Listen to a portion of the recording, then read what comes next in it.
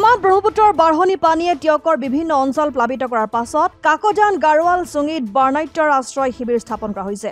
সোমবাৰে সন্ধিয়া স্থাপন কৰা শিবিৰত প্ৰশাসনে এই পৰ্যন্ত যোগান ধৰা নাই খাদ্য সামগ্ৰী। নিশা ভোকে লঘোণে খতালে শিবিৰত আশ্ৰয় লোৱাসকলে। এটুপি খোৱা পানী এমুঠি ভাত পানীৰ কাৰণে হাহাকাৰ বৈনাৰ্টৰ। বানেৰে মোকাবিলা কৰিবলৈ যোৰহাট জিলা প্ৰশাসন সষ্টম হৈ আছে বুলি কৈ আহিছে যদিও এই পৰ্যন্ত যোৰহাট জিলা প্ৰশাসনে ব্যৱস্থা কৰা নাই খাদ্য সামগ্ৰী যোগানৰ। সেয়ে ৰাইজ ক্ষোভিত হৈ পৰিছে আৰু কেৱল কথাৰ ফুলজাৰি মাৰি বাৰ্তানুকূল পৰিৱেশত বহি থকাতকৈ ৰাইজক এই বিপদৰ সময়ত সহায়ৰ হাত আগবঢ়াবলৈ আহ্বান জনাইছে ৰাইজে। লগতে এই ক্ষেত্ৰত জনপ্ৰতিনিধিসকলকো উচিত ব্যৱস্থা গ্ৰহণ কৰিবলৈ দাবী জনাইছে। অৱশ্যে ইতিমধ্যে টিয়ক সমষ্টিৰ যুৱ নেতা বিকাশ শইকীয়া, বিধায়িকা ৰেণুপমা ৰাজখোৱাৰ প্ৰতিনিধি হিচাপে উপস্থিত হৈ অনতি পলমে বৰ্ণাঢ্যসকলক সকলো সুবিধা প্ৰদানৰ যোজা কৰিছে বুলি জানিব পৰা গৈছে।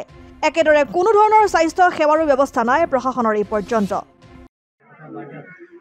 না চাওক, আজি বিগত দুদিন ধৰি বৃহত্তৰ কাকজান অঞ্চলত বানে এনেকুৱা তাণ্ডৱ সৃষ্টি কৰিছে যাৰ কাৰণে বহুতো পৰিয়াল বানত ডুব গৈ হাহাকাৰ সৃষ্টি কৰিব লগা হৈছে। কাকজান গৌৰালচুঙি প্ৰাথমিক বিদ্যালয়ত প্ৰায় 30টাতকৈ অধিক পৰিয়ালে ইয়াত যোৱাকালিৰ পৰা ইয়াত বসবাস কৰি আছে। কিন্তু এইসকল লোকক সহায় কৰিবৰ কাৰণে প্ৰশাসনৰ বৰমীয়াসকল বা চৰকাৰৰ ফালৰ পৰা কোনো ধৰণৰ ব্যৱস্থা গ্ৰহণ কৰা নাই।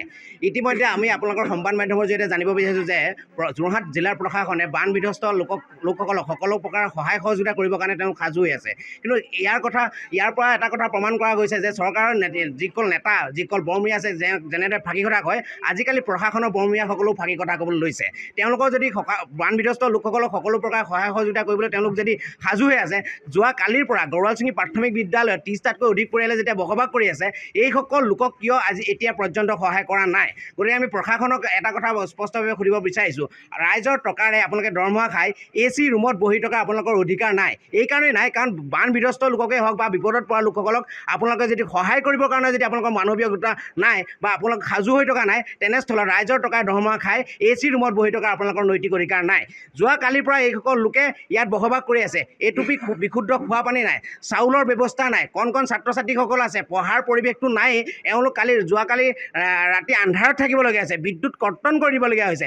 এনে এটা পৰিৱেশত থকাৰ পাছতো এইসকল লোকক প্ৰশাসনে বা স্থানীয় জনপ্ৰতিনিধিয়ে এই পৰ্যন্ত কি কাৰণে সহায় কৰা নাই, এইটো এটা ডাঙৰ প্ৰশ্ন হৈ উঠিছে। যদি জনপ্ৰতিনিধিগৰাকীৰ প্ৰতিও আমাৰ এটা ডাঙৰ প্ৰশ্ন উত্থাপিত হৈছে, কেৱল নিৰ্বাচনৰ সময়ত হাতযোৰ কৰি আপোনালোকে ভোট ভিক্ষা কৰিবলৈ আহে নেকি?